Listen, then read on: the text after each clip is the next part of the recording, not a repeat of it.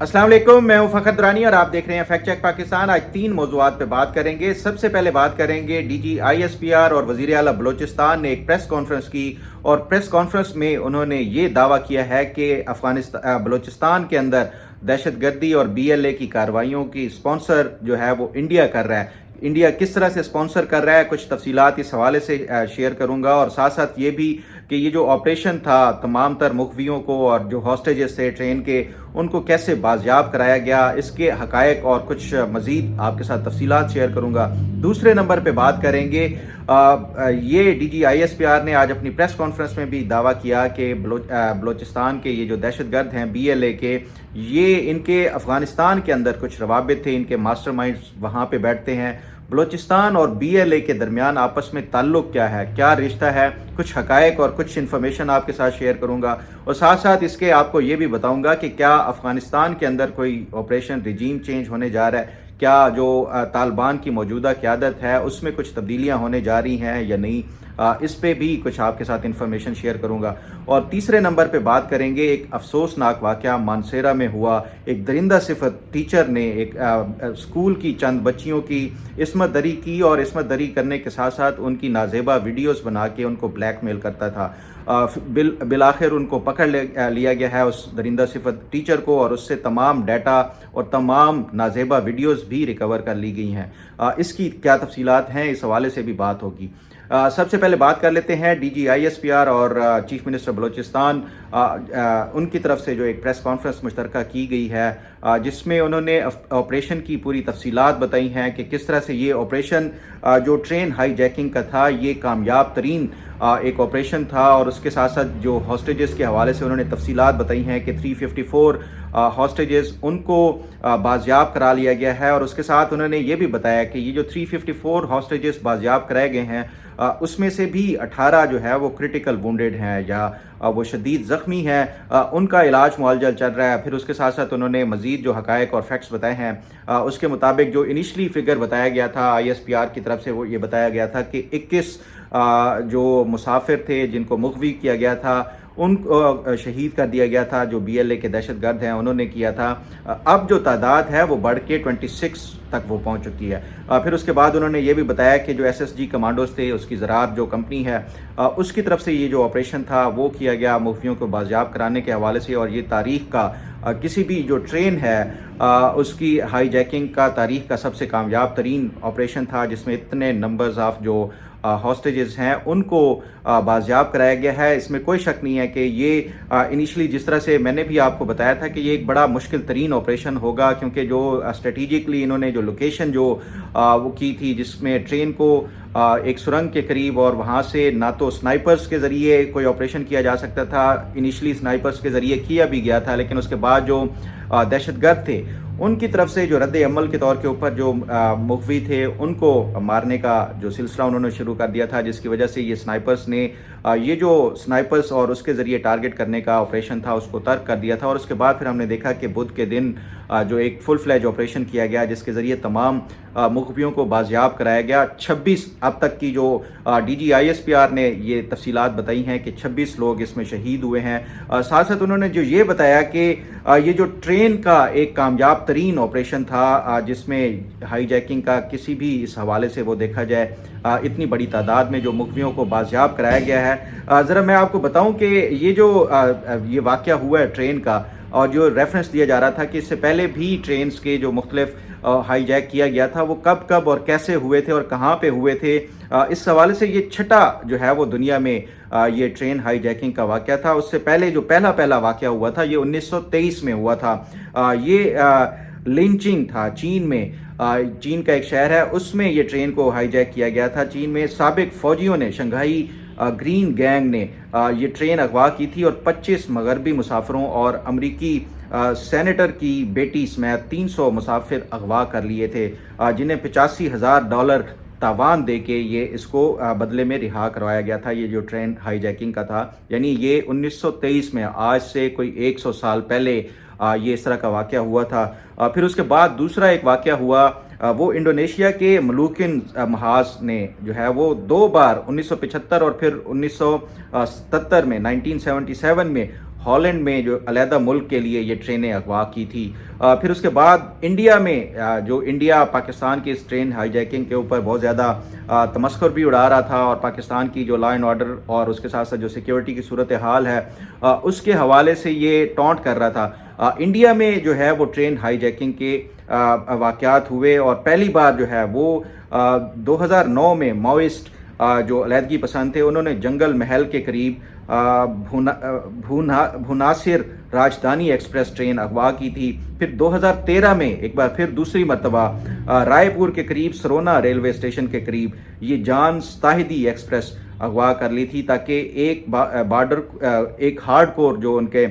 جو ملزم تھے یہ ان کو گرفتار کیا گیا تھا، جس کا نام بپندرا سنگھ تھا، اس کو رہا کرانے کے حوالے سے یہ ٹرین اغوا کی گئی تھی۔ تو انڈیا میں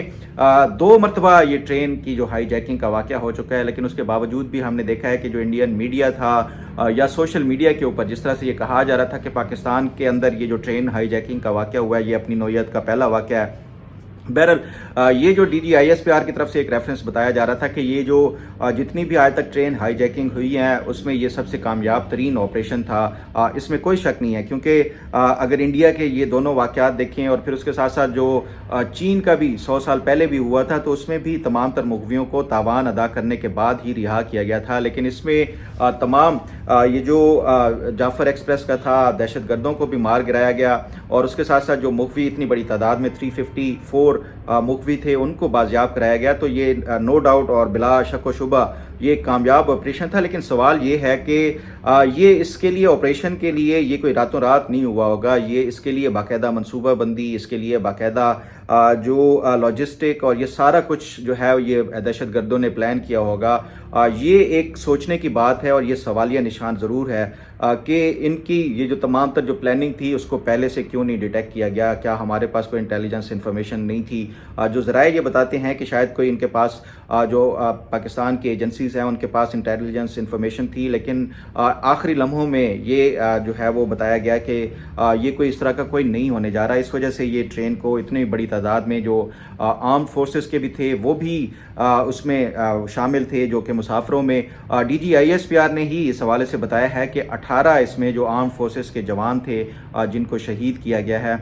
تو یہ کچھ تفصیلات انہوں نے بتائی جو آپریشنل اس کے حوالے سے کہ کس طرح سے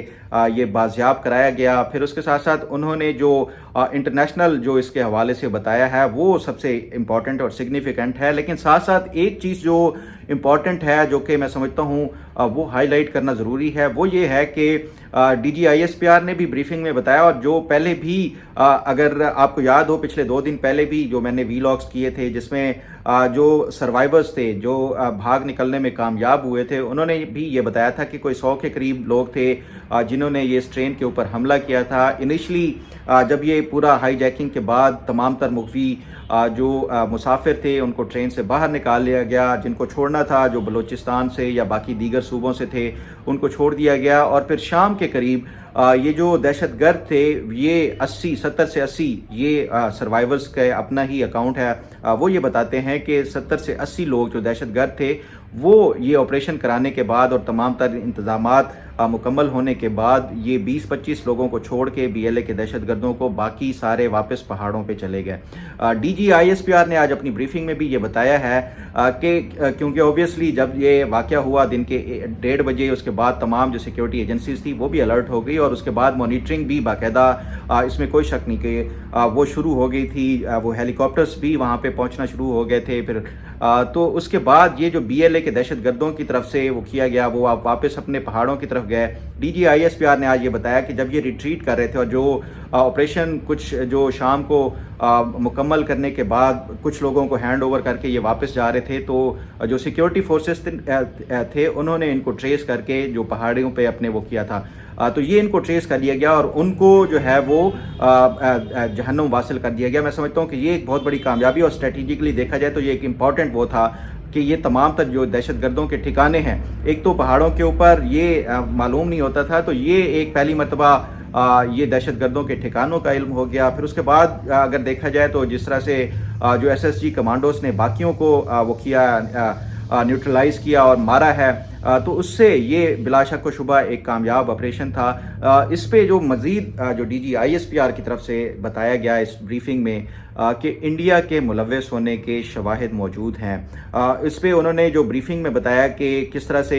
जब ये ऑपरेशन शुरू किया गया और दहशतगर्दों की तरफ से हमला किया गया, तो उसके बाद इंडियन मीडिया ने आर्टिफिशियल इंटेलिजेंस के ज़रिए मुख्तलिफ वीडियोज़ बना के इसको ग्लोरीफाई किया गया दहशतगर्दों को। फिर उसके साथ साथ दुनिया भर में ये पाकिस्तान का जो है वो एक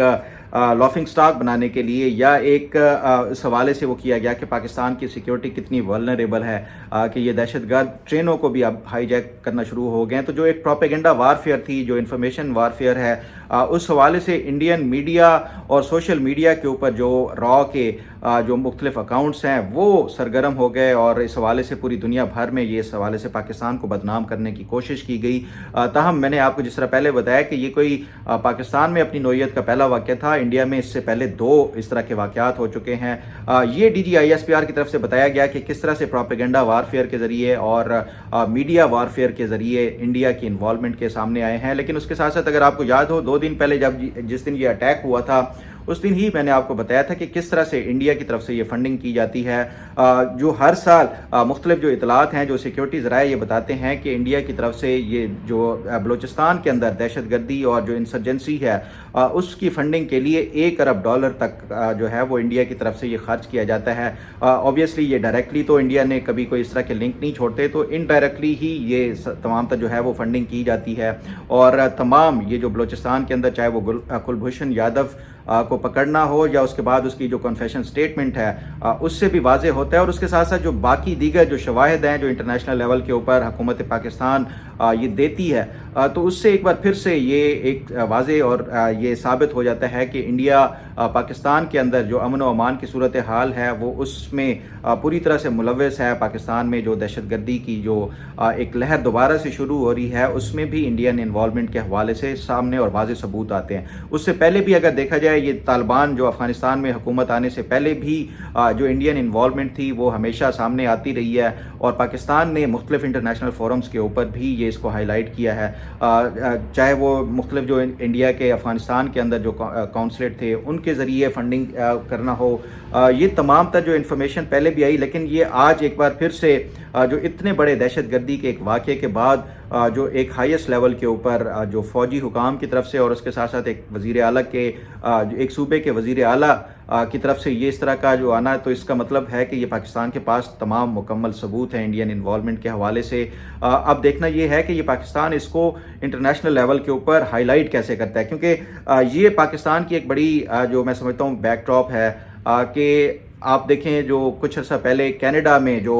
सिखों के कत्ल के हवाले से इंडियन रॉ के मुलव्वस होने का और फिर कनाडा और इंडिया की हुकूमतों के दरमियान जो स्टैंड ऑफ हुआ, तो उसके बाद ये पाकिस्तान के पास एक नादिर मौका है ये इंटरनेशनल प्लेटफॉर्म्स के ऊपर हाईलाइट करना कि किस तरह इंटरनेशनल जो टेररिज्म है इंडिया उसको फंड कर रहा है और किस तरह जो इंटरनेशनल जो टेररिज्म है उसमें इंडिया का हाथ जो है वो सामने आ रहा है। ये पाकिस्तान को मैं समझता हूँ कि ये बेहतर तरीके से इसको हाईलाइट करना चाहिए। डीजी आईएसपीआर ने आज अपनी प्रेस ब्रीफिंग में ये भी बताया कि ये जो दहशतगर्द थे BLA के, इनके ताने बाने अफगानिस्तान से मिल रहे हैं और दौरान ये जो दहशतगर्दी के दौरान जो वाक़या हुआ उसके दौरान भी ये कंटिन्यूसली वहाँ पे अपने हैंडलर्स और उसके साथ साथ जो मास्टरमाइंड थे उनके साथ, अफगानिस्तान में जो बैठे थे उनके साथ कंटिन्यूसली ये राब्ते में थे। तो सवाल ये है कि अफगानिस्तान के साथ BLA का ताल्लुक क्या है और रिश्ता क्या है। तो इस हवाले से ये अगर हम इसकी तारीख देखें तो ये जो ग्रेटर बलोचिस्तान का भी ये जो BLA के दहशतगर्द हैं या जो बलोच अलहदगी पसंद हैं ये हमेशा से दावा करते हैं। तो उसमें ये इनका जो एक दावा है वो ये है कि जो अफगानिस्तान था ये 1839 में जब ये ब्रिटिश इंडिया यहाँ पे बर सगीर में आया और उसने कब्जा किया, तो डिवाइड एंड रूल पॉलिसी के तहत ये हमेशा से यही करते थे कि लोगों को आपस में लड़ाते थे, तकसीम करते थे, इलाकों को भी तकसीम कर दिया ताकि आपस में लोग लड़ते रहें। तो ये जो अफगानिस्तान जो बलूचिस्तान का हिस्सा था कुछ हिस्सा इन्होंने तकसीम करके जो ईरान था उसको दे दिया, जो कि सिस्तान, और इस हवाले से इसी तरह कुछ हिस्सा इन्होंने जो बलूचिस्तान का था वो अफ़गानिस्तान को दे दिया, जिसमें हिलमंद और निमरोज़ जो सूबा है अफ़गानिस्तान का, ये ग्रेटर बलूचिस्तान जो ये जो BLA के दहशतगर्द हैं या जो बलोच अलहदगी पसंद है वो ये समझते हैं कि ये बलूचिस्तान का हिस्सा था। लेकिन इसको अंग्रेज़ों ने जब ये फिर डेवरन लाइन खींची गई 1871 में, तो उस टाइम परमानेंटली फिर इसको ये जो हिलमंद और निमरोज़ थे वो अफ़गानिस्तान का हिस्सा करार दिया गया, और बाकी जो मांदा बलूचिस्तान का ये हिस्सा है वो मौजूदा बलूचिस्तान और फिर जब पाकिस्तान में शमूलियत अख्तियार कर गया। तो ये एक तारीख़ी तौर के ऊपर जो पर्सपेक्टिव है ये इन अस्करियत पसंदों का, वो ये समझते हैं कि ग्रेटर बलूचिस्तान में ये एक इनका तारीख़ी तौर के ऊपर भी रिश्ता और राब्ता और इस हवाले से एक ताल्लुक़ है अफ़गानिस्तान के साथ और ईरान के उन इलाकों के साथ जिसमें ये बलूचिस्तान का हिस्सा था जो कि उनको दे दिया गया। ये तो एक तारीख़ी तौर के ऊपर है। फिर उसके बाद अगर हम देखें कि जो पाकिस्तान बनने के बाद भी जो बलूचिस्तान के अंदर अलहदगी पसंद जो तहरीकें चली, उसमें फिर जो मरी ट्राइब थे वो बड़ा इंपॉर्टेंट उसका रोल था, और ये सबसे ज़्यादा लड़ाका और जंगजू किस्म के जो मरी ट्राइब ये समझा जाता था। जो हरबयार मरी है उनके जो वालिद थे खैर बख्श मरी, ये 1970s में जब ये पाकिस्तान की तरफ से ऑपरेशन और वो किया गया तो ये 1970s में ये शिफ्ट हो गए थे अपने पूरे लाहौर लश्कर के साथ और कबीले के साथ अफ़गानिस्तान में, हिलमंद में ही, और वहाँ पे लश्कर गाह में इन्होंने पड़ाव वो अख्तियार किया, और वहाँ पे तकरीबन 2 दहाइयों के करीब ये वहाँ पे रहे, जो लश्कर गाह था वहाँ पे। और वहीं पे ही ये जो हरबयार मरी है जो कि BLA आज़ाद ग्रुप के बानी हैं और जो सरकर्दा हैं, वो भी वहीं पे रहे, और उन्होंने जो फिर अफ़गानिस्तान में कुछ तालीम हासिल करने के बाद ये फिर मॉस्को और रशिया में इन्होंने कुछ तालीम हासिल की और फिर वापस आए अफ़गानिस्तान में रहे। फिर 1992 में बिलाखिर जो नवाब खैर बख्श मरी थे अपने तमाम कबीले और उसके साथ ये वापस पाकिस्तान आ गए। फिर उसके बाद हमने देखा कि जो हरबयार मरी थे इन्होंने जो BLA जो आज़ाद अपना जो एक ग्रुप बनाया था, ये एक मुसल्लह जो जिद्दोजहद थी या तहरीक थी आज़ाद बलूचिस्तान के हवाले से वो शुरू की थी। ये और जो BLA आज़ाद था और जो BLA अभी वाला है उसमें अगर ये फ़र्क देखा जाए तो उसके लिए एक रिपोर्ट PK पल्स एक इदारा है उनकी तरफ से बड़ी ज़बरदस्त रिपोर्ट रेफरेंसेस के साथ और पूरी तहकीक के साथ ये शेयर करते हैं। जो PK पल्स की रिपोर्ट होती है उसमें उन्होंने बड़ा एक ज़बरदस्त इसका कॉन्टेक्स्ट और बताया है पर्सपेक्टिव भी कि जो BLA आज़ाद है जो हरबयार मरी की है और जो मौजूदा BLA है ये इसमें फ़र्क क्या है, और जो BLA आज़ाद है उसका जो एक विज़न है या उसका ये जो आज़ाद बलूचिस्तान के हवाले से वो क्या है। वो इस हवाले से जो PK पल्स की रिपोर्ट है इसके मुताबिक वो ये लिखते हैं कि हरबयार मरी इसराइली वेबसाइट मेमरी पर अपना केस यूँ पेश करते हैं कि हम सेक्युलरिज़म और जमहूरियत की बात मगरिब को खुश करने के लिए नहीं करते, बल्कि हम इन दोनों को बलोच कौम की बका और तरक्की के लिए लाजमी समझते हैं। सेक्युलरिज़म और जमहूरियत दोनों को वो कहते हैं कि बलूचिस्तान की तरक्की के लिए ये दोनों लाजमी हैं। बलोच मजहबी इंतहा पसंद नहीं है। आज़ाद बलूचिस्तान के पास जो एबनाए हर्म्स है पर फैला एक तवील साहिल होगा। हमारी लोकेशन हमें ओरिजिन को तरक्की देने के लिए अहम होगी, हमारे इस रीजन को जो बलूचिस्तान का रीजन है उसको तरक्की देने के लिए अहम होगी। मरी कबीले की अक्सरियत ये जो मैंने आपको पहले भी बताया कि ये जो बलूचिस्तान से यहाँ से शिफ्ट कर गए थे, अफ़गानिस्तान चले गए थे, ये एक तारीख़ी जो पस मंज़र था ये सवाले से बताया गया। फिर उसके साथ साथ जो ये जो मौजूदा BLA है जिसमें बशीर ज़ेब ग्रुप है और उसके साथ साथ जो हरबयार मरी का जो BLA आज़ाद ग्रुप है उसमें फ़र्क क्या है, इस हवाले से ये बताया गया है कि BLA के इस वक्त 2 ग्रुप हैं। हरबयार जो BLA के साथ किसी ताल्लुक़ से इनकार करते हैं, जो मौजूदा ये जो बशीर ज़ेब ग्रुप का है जो ये अब दहशतगर्दी की जो कार्रवाइयाँ हैं वो करते हैं, उससे किसी ताल्लुक़ से इनकार करते हैं और उनके ज़ेर असर ग्रुप ही BLA आज़ाद कहलाता है। 10 साल मुअत्तल रहने के बाद BLA आज़ाद ने इस साल फरवरी से कुछ बड़ी कार्रवाइयाँ की हैं। उसके साथ ये बताते हैं कि BLA के दूसरे ग्रुप की क़यादत बशीर ज़ेब करते हैं। बरास नामी बलोच अस्करी तंजीमों के इत्तेहाद में BLA आज़ाद के अलावा तमाम ग्रुप जो हैं वो शामिल हैं। अगर आप देखें जो ये जो इस ट्रेन के ऊपर भी हमला किया गया है और जो जितने भी ये मुसाफिर थे उनको मुखवी किया गया था, उसमें भी मुख्तलिफ ग्रुप्स थे, BLA के और दीगर जो अस्करियत पसंद ग्रुप थे, उन्होंने साथ मिल के ही ये सारी कार्रवाई की थी। और ये जो ब्रास है उसमें BLA आज़ाद वो शामिल नहीं होता, जो इसकी तमाम तर जो कार्रवाइयाँ होती हैं इसके हवाले से। BLA आज़ाद अपने स्ट्रक्चर, हमलों और फाइटर के हवाले से तफसीलात जारी नहीं करता। जिस तरह अगर आप देखें, ये जो मौजूदा बशीर ज़ेब का जो BLA ग्रुप है, ये हमेशा से पूरी वीडियोस बनाता है, उसके साथ तफसीलात के ऑपरेशन हमने कैसे किया है, किस तरह से मारा है, ये तमाम तर जो है वो तफसीलात जारी करता है। मज़ीद अपने आप को जो है ये जो इंटरनेशनल उसके ऊपर सिनारियो के ऊपर अपने आप को ये पब्लिसिटी करने के लिए वो करता है। जबकि BLA आज़ाद जो है हरबयार मरी ग्रुप का, वो तफसीलात जारी नहीं करता। ये ग्रुप लो प्रोफाइल रहता है और दोनों ग्रुप एक दूसरे पर सख्त तनकीद करते हैं। जो BLA आज़ाद है और जो दूसरा बशीर ज़ेब ग्रुप है जो BLA का, ये एक दूसरे के ऊपर सख्त तनकीद करते हैं। और BLA आज़ाद के हमदर्द बड़ी तादाद में फ़ाइटर को गैर मौसर हमलों में इस्तेमाल करने पर भी सवाल उठाते रहते हैं। जो हरबयार मरी ग्रुप है वो ये समझता है कि ये जिस तरह बसों के ऊपर अटैक या इस तरह का जो है ये एक इस तरह के जो अटैक्स हैं वो उसके कोई वो कहते हैं कि कोई ज़रूरत नहीं होती, या इनकी जो एक इतने ज़्यादा इफ़ेक्टिव नहीं होते, इसलिए इनके ऊपर क्रिटिसाइज़ भी किया जाता है। हाल ही में जो अवामी मकामात पर दिखाई देने पर भी BLA आज़ाद बशीर ज़ेब ग्रुप को पर तनकीद करता दिखाई देता है। आज़ाद ग्रुप का मौक़िफ़ है कि अवामी मकामात पर ऐसे ज़ाहिर होना फ़ाइटर को सिक्योरिटी फोर्सेस के सामने एक्सपोज करता है। तो ये एक जो बुनियादी तौर के ऊपर जो डिफरेंस है और ताल्लुक़ है जो इन BLA का और उसके साथ साथ जो अफ़गानिस्तान के साथ, वो इस सवाल जो PK पल्स की रिपोर्ट है वो ये बताती है कि क्यों है। और फिर उसके साथ साथ जो BLA के आपस में जो मुख्तलिफ धड़े हैं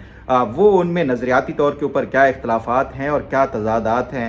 ये एक वाज़े तौर के ऊपर जो है वो सामने आता है। मैंने सोचा कि ये एक इंटरेस्टिंग इन्फॉर्मेशन है, वो आपके साथ शेयर कर दूं। अब ज़रा बात कर लेते हैं कि जो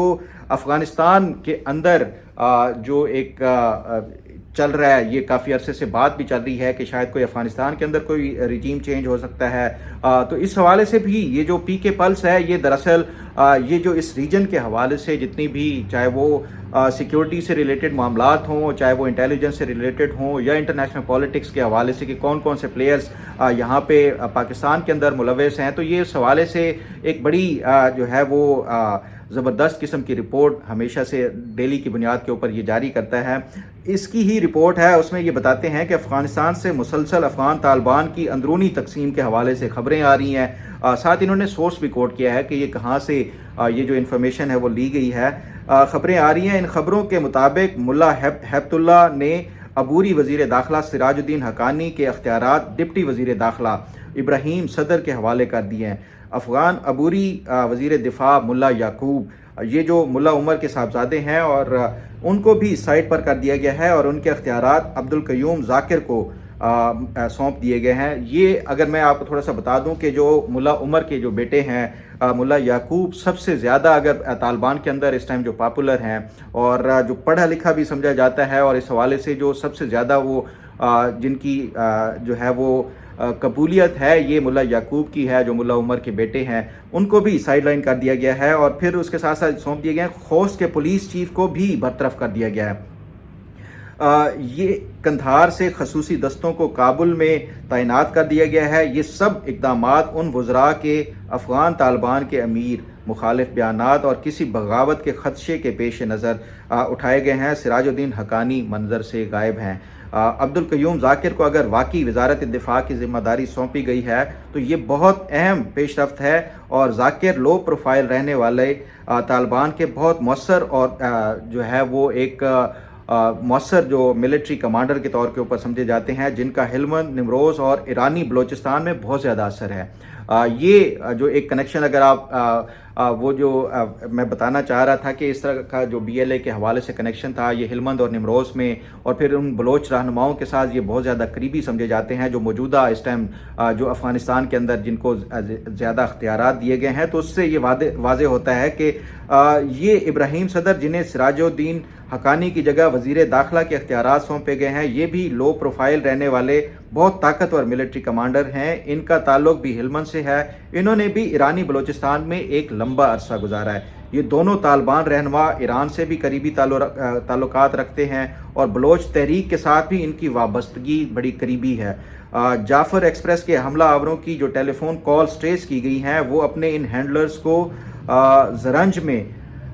صورتحال کے حوالے سے اپڈیٹ کرتے پائے گئے ہیں۔ یہ زرنج نمروز افغانستان میں ہے۔ یہ زرنج جو علاقہ ہے، نمروز جو صوبہ ہے افغانستان کا، اس میں واقع ہے۔ نمروز اور ہلمند حربیار کے بلوچستان کا حصہ ہیں۔ ان علاقوں سے تعلق رکھنے والے مؤثر ترین طالبان کو اہم عہدے مل گئے ہیں۔ پاکستان اب کیوں سب افغان مہاجرین کو نکالنا چاہتا ہے، اس کی کچھ تو اب سمجھ آنا شروع ہو گئی ہوگی۔ تو یہ جو پاکستان کی طرف سے یہ خدشات کا اظہار کیا جا رہا ہے کہ جو افغانستان کی سرزمین ہے وہ استعمال کی جا رہی ہے پاکستان کے خلاف، چاہے وہ یہ جو موجودہ BLA کی دہشت گردوں کی کارروائیاں ہوں، پھر اس کے ساتھ ساتھ اگر ہم دیکھیں جو بنو اٹیک ہوا، یا پھر کل بھی ایک جو اٹیک تھا جس کو ناکام کر دیا گیا ہے، تو یہ جو پاکستان میں دوبارہ سے ایک شدت پسندی کی اور جو دہشت گردی کی لہر ابھر رہی ہے، تو یہ اس کے ساتھ ساتھ اگر آپ طالبان کے حوالے سے جو افغانستان طالبان کے اندر جو تبدیلیاں ہیں وہ دیکھیں تو اس سے بظاہر یہ لگ رہا ہے کہ یہ شاید دوبارہ سے افغانستان کے اندر کوئی جو اقتدار کی کشمکش ہے اور رساکشی ہے، شاید آنے والے کچھ عرصے کے بعد آپ کو نظر آئے۔ لیکن اس حوالے سے جو مختلف میری جو سیکیورٹی ایکسپرٹ سے بات ہوئی وہ یہ بتاتے ہیں کہ یہ کوئی اس طرح کی جو مسلح کوئی وہ نہیں ہوگی افغانستان کے اندر۔ اگر کوئی اس طرح کا رجیم چینج ہوا بھی تو یہ ایک سافٹ کو ہوگا، اور سافٹ کو کے حوالے سے یہی بتایا جا رہا ہے کہ جو سب سے ہاٹ فیوریٹ ہیں اور جو سب سے زیادہ پاپولر ہیں اس ٹائم ملا عمر کے جو بیٹے ہیں ملا یعقوب، وہ اور اس کے ساتھ جو حقانی نیٹ ورک ہے وہ جو ہے وہ امپورٹنٹ سمجھا جا رہا ہے۔ اب دیکھنا یہ ہے کہ جو موجودہ